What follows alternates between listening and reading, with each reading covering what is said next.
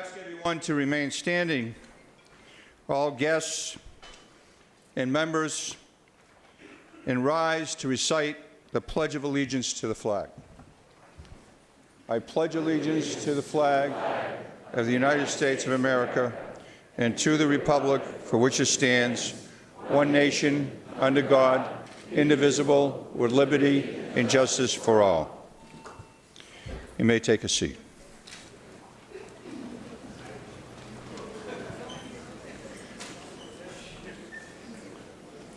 Communication from the Honorable Harriet L. Chandler.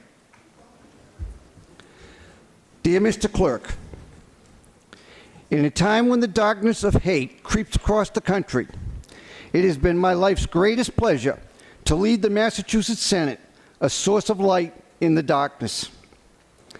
As one of the oldest legislative bodies in this country, we carry a profound responsibility to serve as a beacon for the world, representing the enduring promise of democracy and demonstrating the power and freedom provided by a government of the people, for the people. I harbor the deepest respect for this institution, for its promise, its virtues, its accomplishments, and its singular place in the world. Where others may follow, we set the path.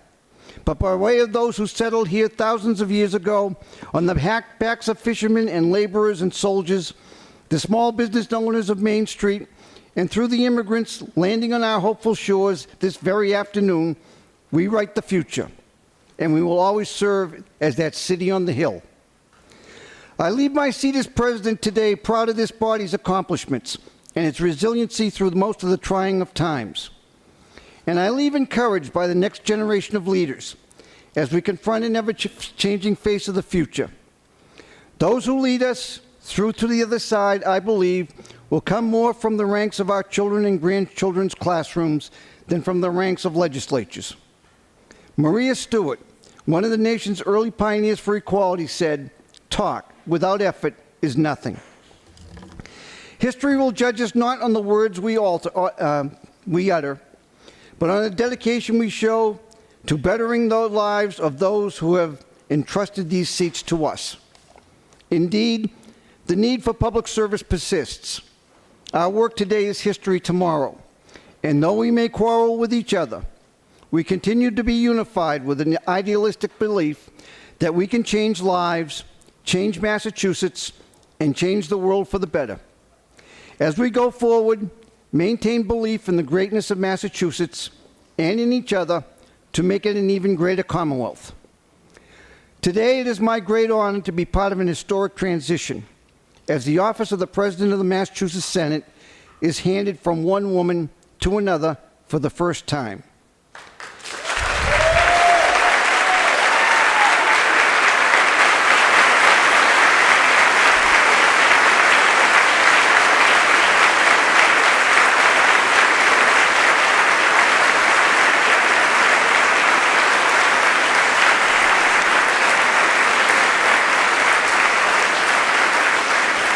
It is with this that I submit my resignation as President of the Massachusetts Senate, gratefully and moved by my experience. Sincerely, Harriet L. Chandler, President of the Senate.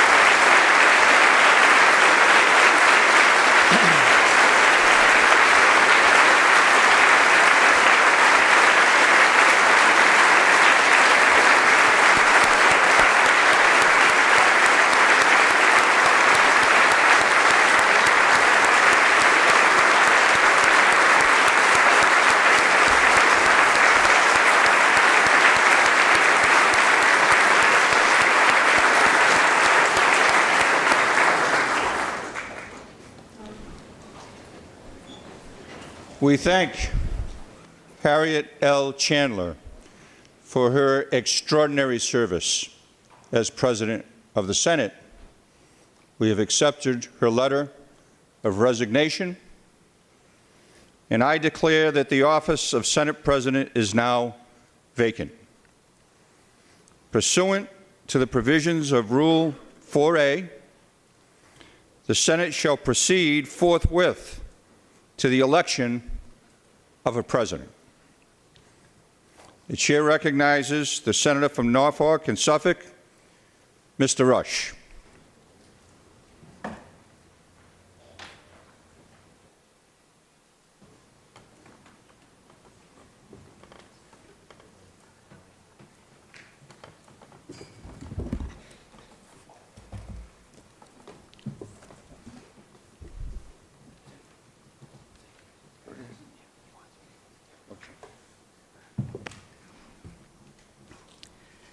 Thank you, Mr. President, and through you to the members. Today is Thursday, July 26, 2018, an extremely important day in history.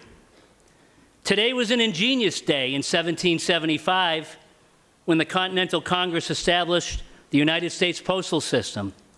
It was a world-changing day in 1947 when President Truman signed the National Securities Act. Today was a day for extreme celebration in 1990 when President George Bush signed the American with Disabilities Act into law. And today is a momentous day here in this chamber as we are about to elect the 97th President of the Massachusetts State Senate.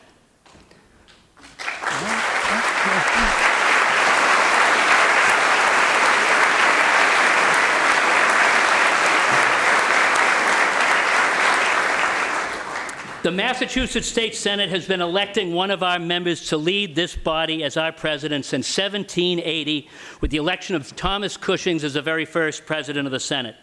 It was 1936 that the very first woman, Senator Sybil Holmes, was elected to the State Senate.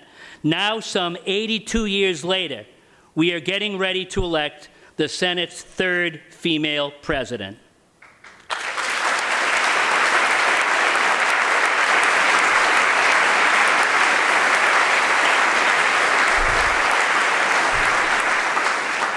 I think an important side note in history should be mentioned to the gentle lady from Ashland.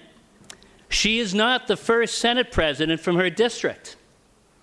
State Senator Henry Wilson of Natick assumed the Senate presidency in 1851, just prior to be elected to the United States Senate and Vice President of the United States. So to the gentle lady from Ashland, I quote William Shakespeare, "The past is prologue."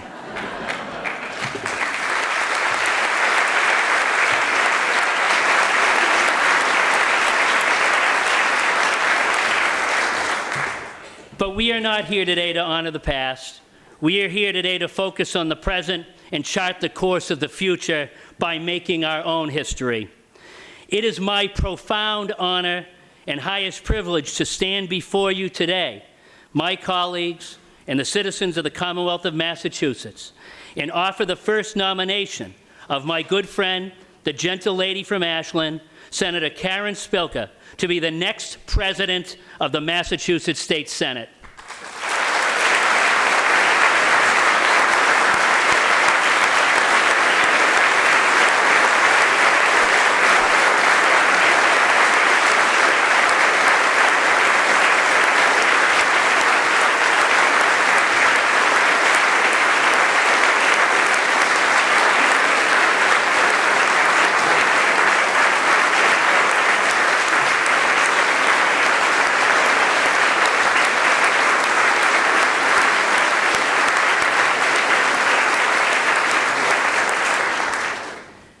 I have had the privilege of knowing and working with Senator Spilka since we were office mates my freshman term in the House of Representatives on the 4th floor.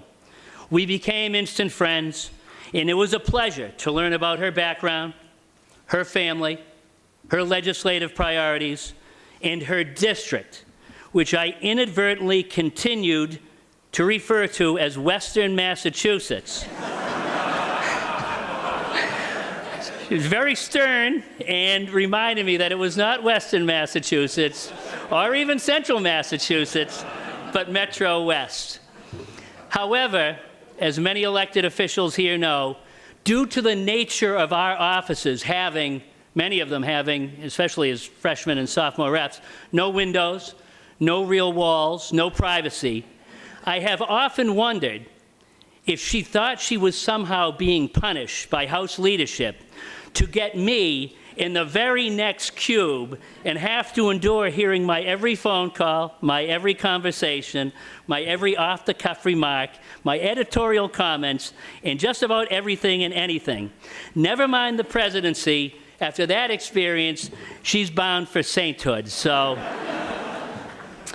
I was particularly inspired when then Representative Spilka invited me to an event that I will never forget.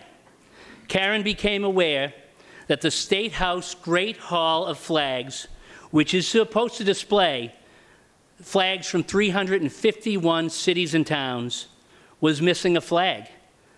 There was no flag for her hometown of Ashland because they had never designed a town flag. She enlisted the Ashland Girl Scouts to design a flag. She got the entire town involved, personally matched donations to have the flags made, and invited those Girl Scouts and Ashland residents to come to an official flag raising, and the event was outstanding. I will always remember that event and have spoken of it often to visiting groups because I could not help but be impressed by a public servant who was motivated and inspired an entire town to work together to further the goals of civic engagement and town pride. In several minutes, the Senate will take a vote, and Senator Spilka will share her vision for the future of the Senate and for the people of the Commonwealth of Massachusetts. Senator Spilka has a record of accomplishments a mile long. We all know this.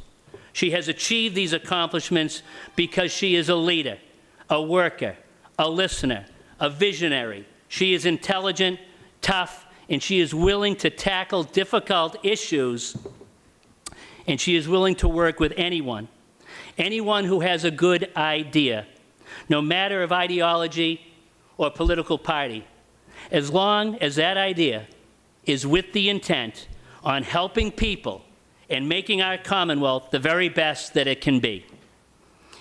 In particular, during my time in the Senate, I have had the privilege to work closely with Senator Spilka on issues important to our almost 400,000 veterans and their families here in Massachusetts. As the daughter of a World War II veteran whose father struggled his entire life with wartime issues, she has understood their issues and stands steadfast with our Commonwealth veterans.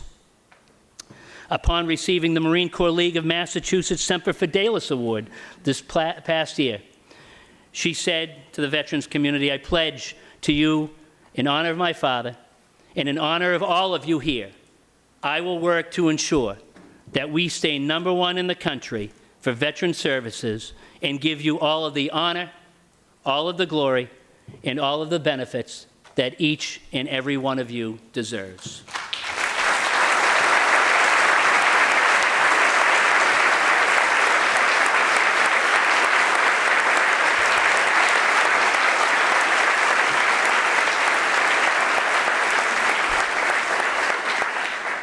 Senator Spilka has devoted her life to public service and has epitomized the words of Secretary of Labor Frances Perkins, a Boston native and the first woman to serve in a president's cabinet. She said, "The people are what matter to government, and a government should aim to give all people under its jurisdiction the very best possible life." From my perspective, that quote has not only described the career of Senator Karen Spilka, but has been her guiding principle in public service. Not mere words, but constant action to put people first. And I know it will continue as she leads this Senate forward. Mr. President, I stand here today honored, privileged, and humbled to place the name of Senator Karen Spilka of Ashland before this historic body to be the 97th President of the Massachusetts State Senate. Thank you.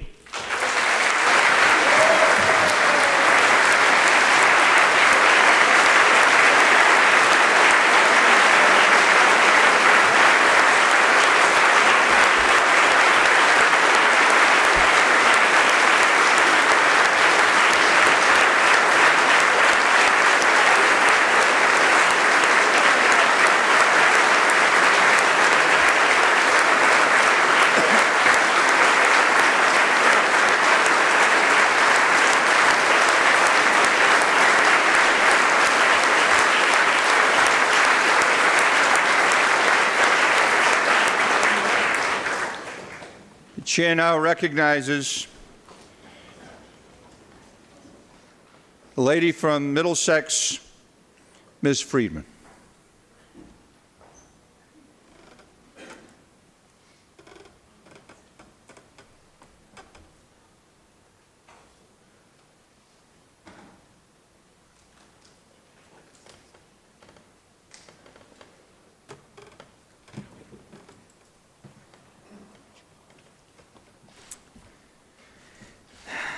Thank you, Mr. President, and through you to the members. Good afternoon, everyone.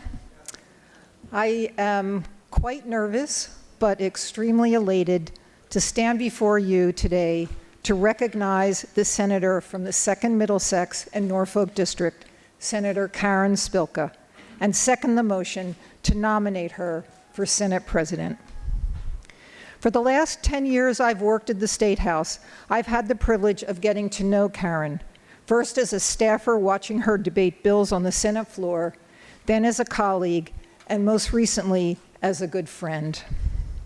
Karen's accomplishments have been impressive and far-reaching, and I will certainly get to that in a moment, but I would like to take this time to speak personally of her. As you all may remember, last spring I stepped outside my comfort zone to run for office after the passing of our good friend, Senator Ken Donnelly. I went from staff to senator in what felt like overnight. Transitions like the one I experienced can often be difficult, but thankfully, there were people along the way who helped me evolve from the person behind the scenes to state senator, and key among those people was Karen. Senator Spilka was one of the first people to reach out to me when I got elected to make sure I felt comfortable in my new role. She answered my questions, chilled me out, and gave me useful advice that I'm incredibly grateful for.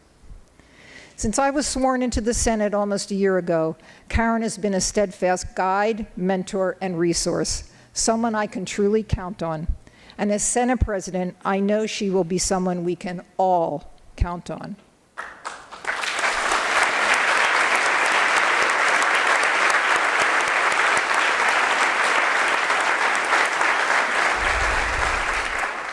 Karen has always been devoted to public service. She started out as a social worker after, I think, a stint in a goat farm, became an attorney to work on labor and workforce issues, and served as a trainer of adult mediation and school-based peer mediation programs, all the while being a community activist. She then took a leap of faith and ran for office. After being elected, and largely due to her unwavering desire to serve the greater good and make a difference in the lives of others, Karen immediately distinguished herself by being appointed the first Senate chair of the Joint Committee on Children, Families, and Persons with Disabilities, and then as Senate chair of the Joint Committee on Economic Development. She eventually earned 2 leadership roles under former President Therese Murray and was ultimately appointed chair of the Senate Committee on Ways and Means, only the 3rd woman to ever chair that committee. As we all know, the chair of Senate Ways and Means Committee is one of the busiest people in the East Wing, with some of the most demanding responsibilities. They must manage the state's budget and finances, take into account the needs of the entire Commonwealth, propose and move policy forward, and collaborate with every single senator in the chamber to ensure that they serve the best interests of their constituents. And on top of that, they must represent their own constituency. Throughout my time at the State House, I've been continually impressed with Karen's ability to perfect all of her responsibilities with poise, diligence, and fairness. She has to wear many different hats, and she has the skills to do that well, vital attributes of an effective leader. And as we all know, great leaders attract and surround themselves with great people, especially staff members. Both as a staffer myself and as a senator, I've always enjoyed working with Karen's wonderful staff. Anyone who has the opportunity to collaborate with them understands that, like Karen, her staff is always available, responsive, thoughtful, and articulate, even on the busiest days. She's chosen people who reflect the values and ethics of their leader, and they do it exceptionally well. But of all the skills and assets Karen has displayed over the years, her most significant one by far is her amazing ability to be a good listener. There has never been a time that I felt I couldn't have an open and honest conversation, and at the same time, she has always, always, always stayed true to her values. Her diplomatic nature and ability to listen and understand the needs of those on both sides of the aisle have resulted in accomplishments that will forever benefit the Commonwealth and the people living in it, especially those most in need. As a staunch advocate for working people, Karen led the effort in the Senate to strengthen the Massachusetts Equal Pay Act, further closing the wage gap between male and female workers in the Commonwealth. She fought to ensure confidential access to health care for those seeking treatment services they need with the passage of the Patch Act earlier this year. Karen led the way on a resolution to ensure businesses have an equitable representation of women on company boards, creating more opportunities for women in business and also giving businesses a more competitive edge in the global economy. She has continually shown relentless advocacy for children and families by fighting for policy initiatives related to child welfare and self-sufficiency. She also fought for the inclusion of juvenile justice reforms in the Omnibus Criminal Justice Reform Bill passed this spring, giving young adults a second chance and the resources they need to be productive members of society. And because of Karen's leadership and persistence, Massachusetts now has the strongest paid family medical leave program in the country.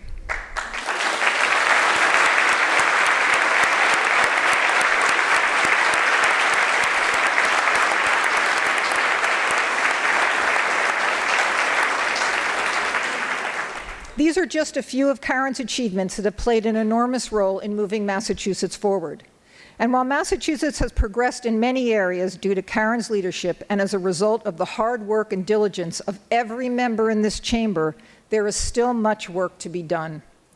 At a time when the rights of women, immigrants, the LGBTQ community, and people of color are under threat, we need effective leaders in state government who are going to fight for our values, advocate for the most vulnerable and marginalized among us, and never back down no matter what happens at the federal level. We are in the midst of troubling times, and it's vitally important that the individuals we put in power reflect the true interests of the people. As Ruth Bader Ginsburg once said, we live in an age in which the fundamental principles to which we subscribe, liberty, equality, and justice for all, are encountering extraordinary challenges. But it is also an age which we can join hands with others who hold to those principles and face similar challenges. Karen is ready to take on those challenges, and I, like many, many others, will proudly stand behind her and support her in this effort. Her ability to take issues to heart, her willingness to listen to and learn from others, and her intrinsic need to fight for what is right make her worthy to serve as our next president. I have tremendous faith in Senator Spilka, and I know that she will successfully build on the foundations we've created in Massachusetts to make a difference in the lives of the next generation.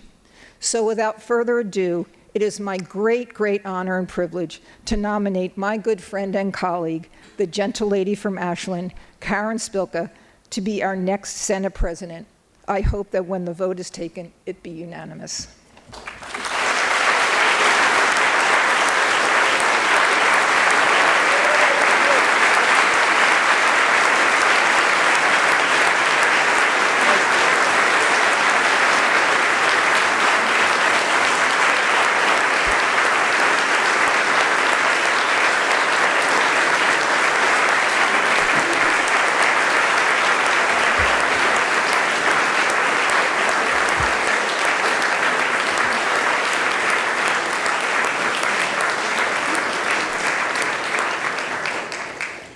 The chair now recognizes the senator from Hamden in Hampshire, Mr. Hummerson.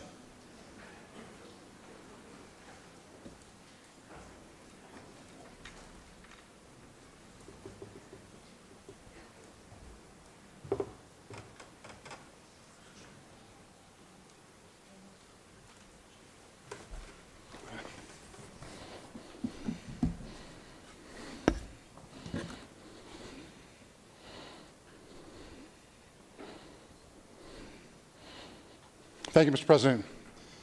Mr. Speaker, Governor Baker, Lieutenant Governor Polito, colleagues, guests, and visitors, welcome. Good afternoon.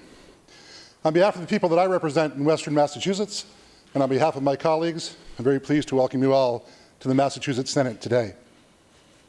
When I was first elected to the Senate 5 years ago, I came in on a special election. The day of my swearing in, November 20th, 2013, was the last day of formal sessions for that year. I started my Senate career as most senators were finishing up theirs, or at least for that year. There is something familiar to me about that pattern today. The legislature will conclude its business on July 31st, just 5 days from now. We've all been very busy working to conclude the important business of the Senate, the House, and our state government. But today we pause just a moment from that labor to undertake the historic task of electing a new Senate president. First, I wish to thank the gentle lady from Worcester, Senator Harriet Chandler, for her service to this Senate as our Senate president for the past 8 months. This may have been a difficult chapter in the history of this body, but she has represented us well and with elegance and grace. She's been a tireless and industrious leader, and I say thank you.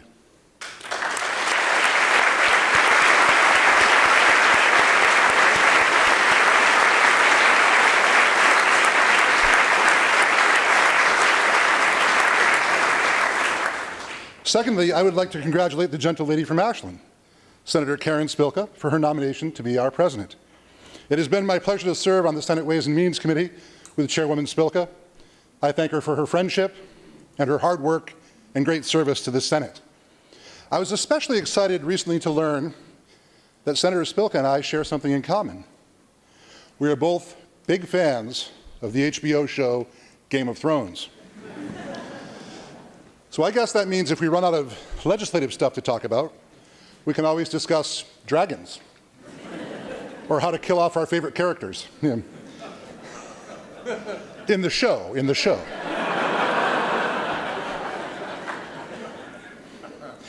All of us as senators or as Senate staff and employees have been through a lot this past year. These have surely been challenging times in the history of this Senate. Today we're called upon to select a person who can be a new leader for this body, and therefore I am most honored to nominate Senator Bruce E. Tarr from the 1st Essex and Middlesex District to be the new president of the Massachusetts State Senate. I am so proud to be able to call this person my friend. In fact, all of us should be. For there is no one in this chamber who would not consider Senator Tarr a very good friend. Certainly we can all think of many occasions when Senator Tarr has been there to offer his advice, or assistance, his guidance or support, be it a bill or an amendment, a bit of policy, or maybe institutional history. If I needed to describe Bruce using just a few words, I would use the verbs collaborate, mediate, and of course, orate. Despite the, is that a word? I hope it is.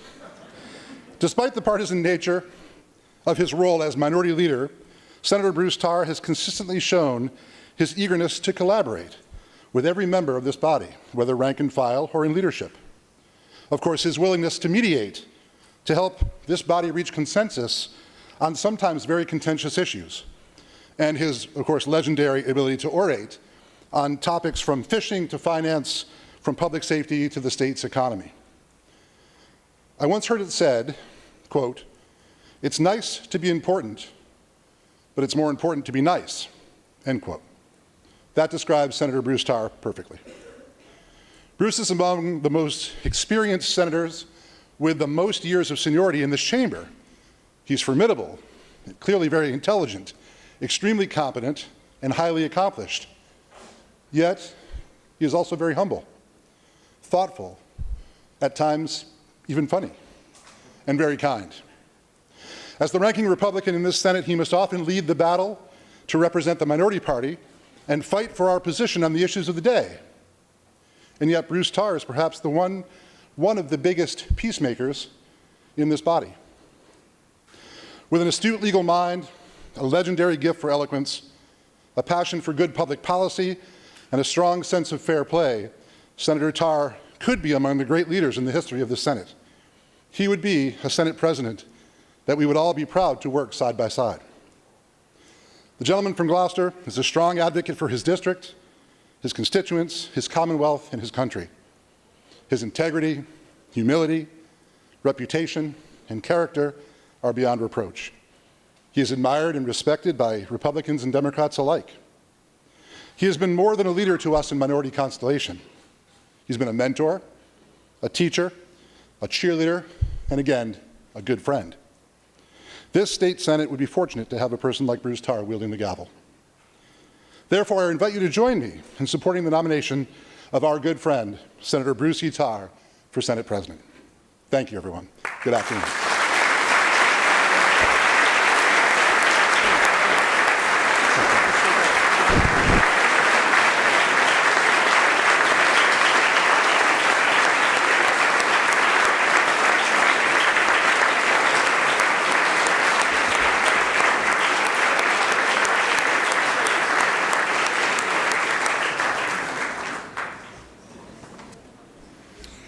The chair recognizes at this time the senator from Worcester and Middlesex, Mr. Tran.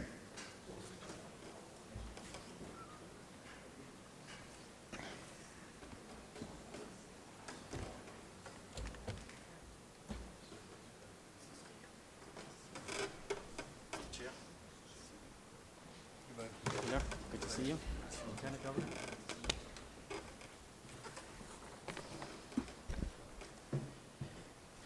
Mr. Chair, thank you, and thank you very much for this opportunity to speak to the membership through you.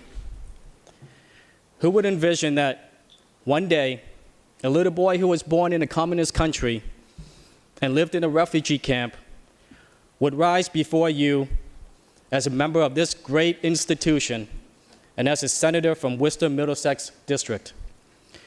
So it is with great honor that I second the motion for the colleague from Gloucester, Senator Bruce E. Tarr, to be the next Senate President.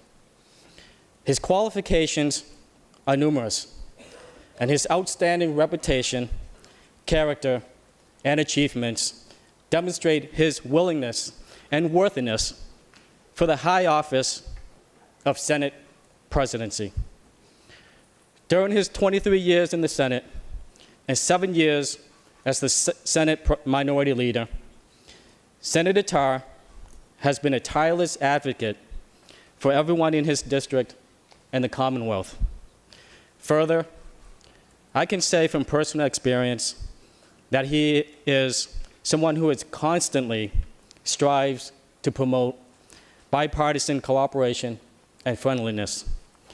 As you know, I have been a minority all my life, and so it is befitting that I find myself as a member of the minority party, and there is no other place that I would rather be because of the leadership and mentorship from the minority leader, Bruce E. Tarr.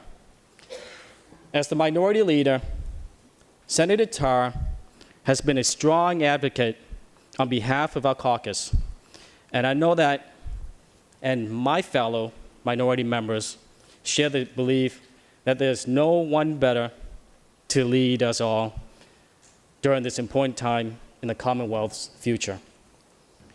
Mr. Chair, I know that you and the members of this body are well aware of the long list of accomplishments a minority leader has, some of which I would like to share today. Senator Tarr is well renowned for being a gifted legislator and a gifted speaker. Not many of us can do what he can do at the podium. He has proposed and passed many notable pieces of legislation, such as Melanie's Law, stem cell research laws, and the MBTA fiscal control laws, among many others. Most recently, he led this body through the passage of the bill, an act relative to firearms. and he was a constant rallying point as we strove to strike a balance between civil rights and safety. The majority of us, including in the House of Representatives, said the final version was far better than the original bill. This would not have been possible had it not been for the tireless work of our minority leader, Bruce E. Tarr. He is an unwavering ally of working families, those in need, and every other resident, not only in his district, but in the rest of the Commonwealth. I have had the privilege of working with him on many amendments during my time in the office. I don't believe there's anyone in this chamber who will disagree with me when I say he is a walking bank of knowledge. Through you, Mr. Chair, I would like to personally thank Senator Tarr for his guidance and leadership through my first term as the senator from Worcester Middlesex District, and I look forward to working with him in the next session. Mr. Chair, through you, I would like to urge this body to support Senator Tarr's nomination to the Senate presidency. Senator Tarr has selflessly devoted himself for many years to the service of our Commonwealth and has been such a strong, stabilizing force for all of us. Through many late nights spent on Beacon Hill, he is the glue that has kept and continues to keep the Senate together, and the light that guides us all in the right and legal direction. I would like to close with a quote from U.S. Senator Margaret Chase Smith on the value of service. She says, quote, "Public service must be more than doing a job efficiently and honestly. It must be a complete dedication to the people and to the nation," unquote. Mr. Chair, and through you to my colleagues, Minority Leader Bruce E. Tarr is that kind of a leader, and a public servant to the people of his district and the Commonwealth. Thank you very much, and I believe my vote is worth 26 votes. Does it not? Thank you.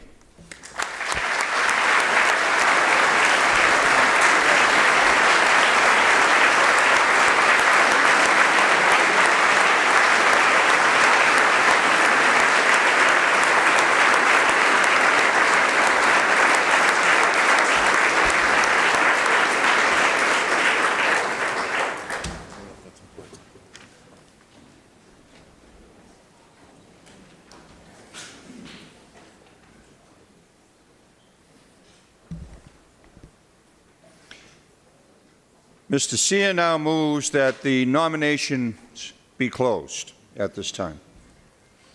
The senator from Cape and the Islands, Mr. Sear, has moved that nominations be closed.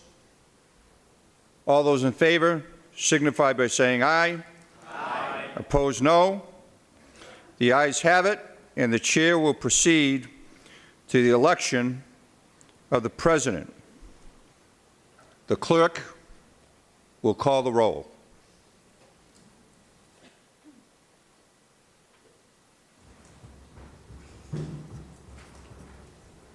Michael J. Barrett. Senator Karen E. Spilka. Karen E. Spilka. Joseph A. Boncory. Senator Karen E. Spilka. Karen E. Spilka. Michael D. Brady.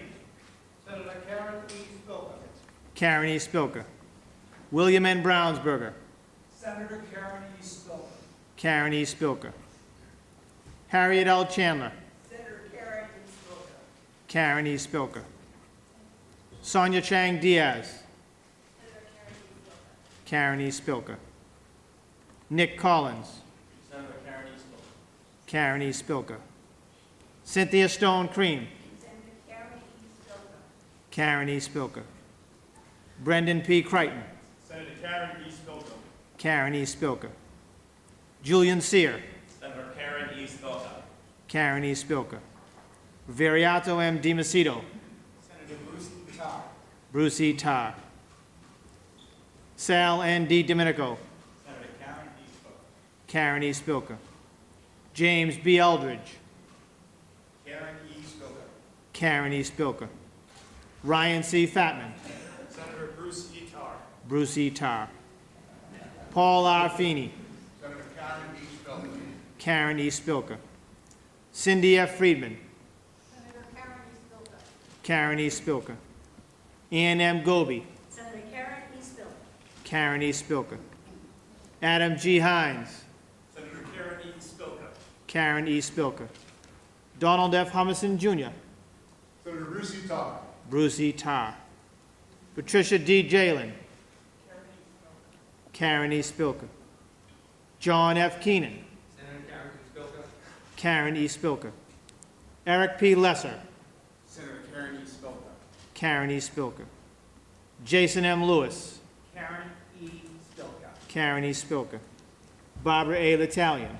Senator Karen E. Spilka. Karen E. Spilka. Joan B. Lovely. Senator Karen E. Spilka. Karen E. Spilka. Mark C. Montigny. Karen E. Spilka. Karen E. Spilka. Michael O. Moore. Karen E. Spilka. Karen E. Spilka. Patrick M. O'Connor. Senator Bruce E. Tarr. Bruce E. Tarr. Kathleen O'Connor Ives. Karen E. Spilka. Karen E. Spilka. Mark R. Pacheco. Senator Karen E. Spilka. Karen E. Spilka. Michael J. Rodericks. Senator Karen E. Spilka. Karen E. Spilka. Richard J. Ross. Senator Bruce E. Tarr. Bruce E. Tarr. Michael F. Rush. Karen E. Spilka. Karen E. Spilka. Karen E. Spilka.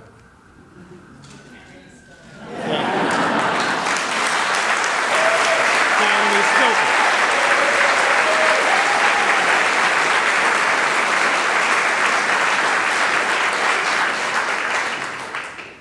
Bruce E. Tarr. Bruce E. Tarr. Bruce E. Tarr.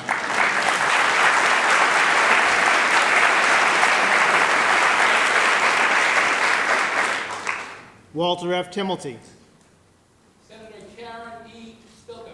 Karen E. Spilka. Dean A. Tran. Senator Bruce E. Tarr. Bruce E. Tarr. And James T. Welch. I proudly vote for the next Senate President, Karen E. Spilka. Karen E. Spilka.